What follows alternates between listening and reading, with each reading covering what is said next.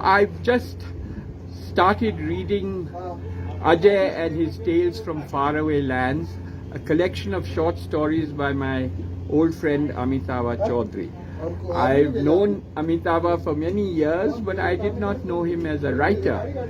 And it was a pleasure to discover that actually he is quite an accomplished writer, even though that's not been his profession.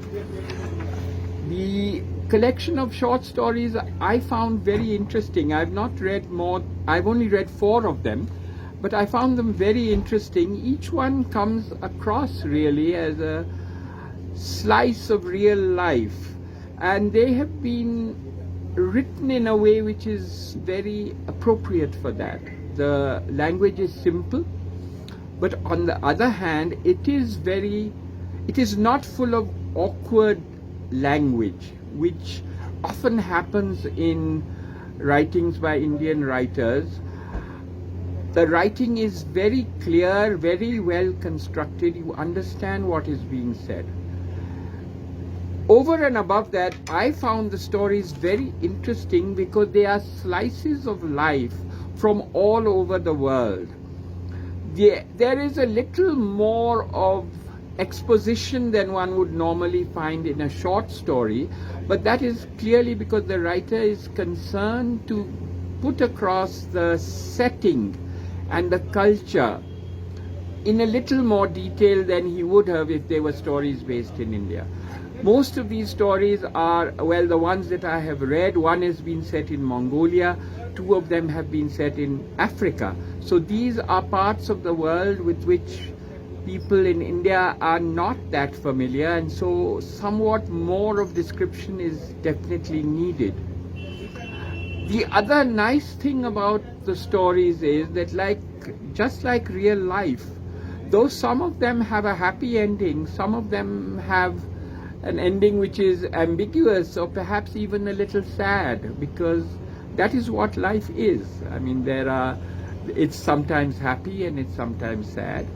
And I think the writer has very deftly and very gently tried to put across some message which is not so obvious as to be called a moral, but definitely a message. And I think the message is essentially one of tolerance. That the world is full of different cultures and different people, but at bottom we are the same, and we have to regard each other as the same. So I think that this was one aspect of the stories which I liked very much. To say a little bit more about a couple of the stories, one of the stories is the island prison, which is set in Zanzibar.